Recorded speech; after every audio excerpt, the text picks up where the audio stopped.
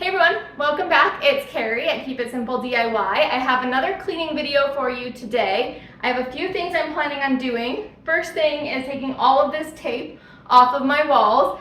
I have a video explaining what this tape is. It either has already gone up or hasn't gone up yet, but you will be seeing it soon. But I'm not going to get to this project for a while, and I don't want to look at blue tape for the next few months. So that's on my list. I also need to clean my counters because it's harvest season, so my counters have literal dirt on them. I have dishes to put away that are clean, and I have some dishes to clean from the sink. Then I also want to vacuum my carpets and then clean some specific spots on my carpet. And then my floors. I don't think you guys have ever seen me do my entire floors, and that's because I typically don't, but I did get a new toy on Prime Day, which is a while ago. I've used it once. It is a mop vacuum in one, but it's cordless. I've been holding out waiting for a cordless version. I know a lot of people have them with the cord, but I was like, I cannot handle that. I just want cordless. So I have that. So I also need to do these floors because I had a grocery order the other day and there was sugar that spilled out of the bag in two places in my kitchen, one over by my fridge and one in my drop station. So there's a sticky, sugary mess on the floor. That's a lot of things to do. I don't know if I'll actually get to all of it. I hope I do. But come along with me and let's do this.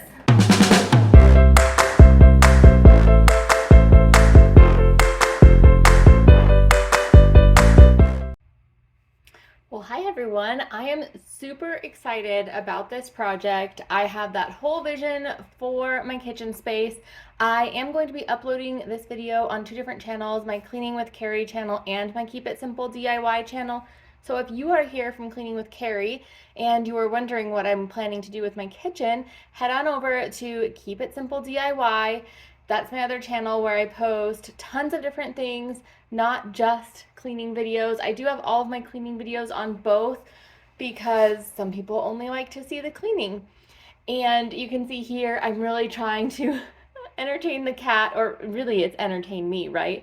It's so funny when the cats touch something sticky, and I was very tempted to put the tape on the cat, but I held back. I didn't do it. I know that's not nice. So here I am emptying my dishwasher. Do you guys feel like no matter how many times you empty the dishwasher needs to be emptied? I mean, we're just two people in our house, and it seems like this dishwasher is always full. Realistically, we only run it 2 times a week, but even just those 2 times, I'm like, I feel like all I ever do is empty the dishwasher. So for those of you who run this at least once a day, or even have 2 dishwashers that you run once a day, how do you do it? How do you keep up with all of that? It just seems like so much. And I always make a point to wash my pots and pans by hand. I have been starting to branch out, and now I've been putting like my Instant Pot liner inside my dishwasher. I've also been putting the KitchenAid mixer in there. Not the mixer, the bowl. Those are 2 things that I just started putting in, but I definitely don't put in my knives, like my good knives that I use for chopping. And I also don't put in pots and pans that are non-stick because I don't want to ruin the non-stick. So right there you're seeing the rice cooker, and that was a thing that I'm like, I don't know if I should put this in here, but I did because the rice cooker was like $5, and I was like, well, if I ruin it, I can always cook rice in my Instapot, or I can, just get a new one. $5 isn't that big of a deal. So that you just saw me put a little cup over on my little stairs banister because I bring that upstairs. And this was an interesting project. My oil was out and I didn't show it, but the night before I had tried to clean off this oil container. I love this oil container. It's one of those where you pour it, but like it does it on its own. That makes sense. Like the lid flaps open and then it flaps back closed, but it was getting stuck because there was so much oil. So I had to wash all the oil off of it before I could refill it and then let it dry because I didn't want water in the oil, you know. And this is exciting news. It is squash and zucchini time. We are in Colorado in Garden Zone 5B, and I am getting ready to make a very special thing with all my zucchini. So this was the first squash that I put away, and you did see me put it in a bag because the top part of it broke off. So since I didn't have the stem, I wanted to make sure it didn't go bad before I got to use it. Since then, I've actually gotten 2 more zucchinis out of the garden, and I am planning on making mock pineapple. This recipe I've seen going all around Facebook like crazy. I have tons of canning groups that I'm in on Facebook, and tons of people are doing it. I also watched a video, or I saw on Instagram that Becky at Acre Homestead did this. She did it with shredded zucchini. I plan to do cubed zucchini, but just seeing this everywhere really inspired me to do it as well because my husband does not like cooked pineapple. It's something about the texture of cooked pineapple that he really can't stand. And I'm like, this is going to be perfect because if he doesn't like cooked pineapple, perhaps he will like the cooked mock pineapple because he likes squash and zucchini and he doesn't have any problem with pineapple juice. So basically, it's just pineapple juice with zucchini and squash in it. And so I'm really excited. That'll open up a whole lot of ideas for um, sweet and sour chickens, just tons of different meal ideas that I haven't been able to do because he doesn't like cooked pineapple, which, I don't blame him. Cooked pineapple is kind of iffy, I think, as well. So look at that. We got all the way done with the sink while I was jibber jabbering about the mock pineapple, which I'm really excited about. And now I'm cleaning my counters. You'll notice today I'm using a washcloth instead of using a paper towel in the spray. I switch back and forth. I do a little bit of both, kind of whatever I feel like doing that day. And on this day, I chose a washcloth. Now, for those of you who've been here a minute, you might realize that this is a gray washcloth and I use gray washcloths upstairs in my bathroom, and downstairs I use white washcloths. So this is a little bit of a switch up. I just replaced my washcloths upstairs. Well, actually, I got new towels for upstairs, which I've been meaning to do for a while. When your towels, you wash them and then they still kind of smell funny? That was happening. So I got new towels. They came with washcloths. The last towels I got also came with washcloths. So I switched out to the pink and green and gray, all the different colored washcloths, and I brought some of the gray washcloths downstairs. So now my downstairs washcloths for cleaning the kitchen are gray. And it kind of looks black here just because it's wet. But basically, the process I take with my washcloths is I start them as washcloths to wash myself. Then I move them down to kitchen washcloths. And then after that, they either get trashed or they turn into cleaning washcloths, cleaning like baseboards and that kind of a thing. I usually stick like kitchen cleaning is like my first step down. And so that's where I'm at with these ones. I like to do that so I don't waste the washcloths because I also don't want to be just constantly getting new washcloths and getting rid of other washcloths. So this day I chose to use a washcloth because really there wasn't anything sticky or too crazy that I needed a cleaner for on the counters. It was mainly just literal dirt because it's garden season, and during garden season I feel like my kitchen's always covered in dirt. So that's where we were at. And here I am messing with all of Milo's toys. He's like, "What the heck are you doing, Mom?" I'm getting ready to vacuum the floors. I typically, I'm not super on top of my floors. It's just one of those things that I think is super annoying to do. I would rather mow the lawn than vacuum. But on this day, I just couldn't take it anymore. All my floors in the house really needed to be cleaned. So here I am vacuuming, and there's Milo judging me for vacuuming. Now, my kitchen and living room are both kind of connected to each other. There's no wall between them, but there is like a beam that goes across. It's I don't know, I have a beam in between like every single little area in my house in the downstairs level.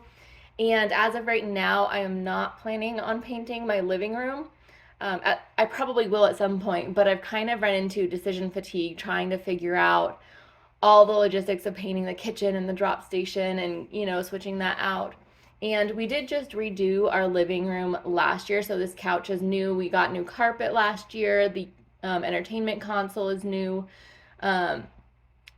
So the only thing really that I could replace in any rooms is cat trees. Like the front, you don't see it here, but the cat tree in the very front room is probably 10 years old. It's missing pieces off of it. It's seen better days. Could probably replace that. But so I plan to stop. You can kind of see it here, like where the two rooms meet. I plan to stop at that beam. The question is just which well, let's see. You can only see the beam from my kitchen to my, or from my living room to my stairs. It's the beam that's going from my kitchen to my living room. And have I mentioned yet that I really hate vacuuming because that's what I'm doing? Can you see though in that vacuum, it was empty before I started vacuuming and it's almost full just from those two rooms. Just the dust, the cat hair, it's just crazy. I leave the door open while we go outside in the summers because the cats like to come outside with me and I really like for them to be able to go inside whenever they want to. I want them to know that, if they get scared, they run inside the house, not run somewhere where I can't get them. That's kind of scary. So we are getting close. And then this too, this is part of my reason why I hate vacuuming. It's just the cord management. Walk to the wall, unplug the cord, go somewhere else, plug the cord back in. And then it's just crazy. Here, though, you guys, I know, new carpet, just new last year. It's got stains all over it from the cats throwing up. We clean them when they throw up, but like sometimes it doesn't come up all the way. And, I've kind of just learned to accept it. It's fine. There's Milo. He's like, "Can I help you, please?" Um, I'm trying to just get the stains out the best that I can so that our carpet doesn't look stained. That's really all I'm doing here. And you can see that I got out my new toy over to the right. I really love that thing. You'll see it in just a minute. But, I'm just, story of my life, cleaning the floors. And I do give them a minute, even though you might not see. I mean, here it wasn't really a minute, it was like a few seconds because I was getting over it by this point.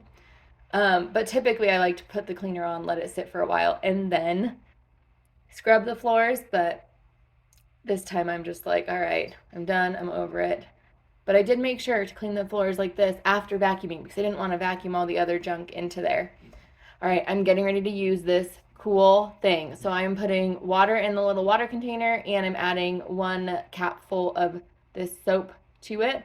And you guys, this thing is life-changing.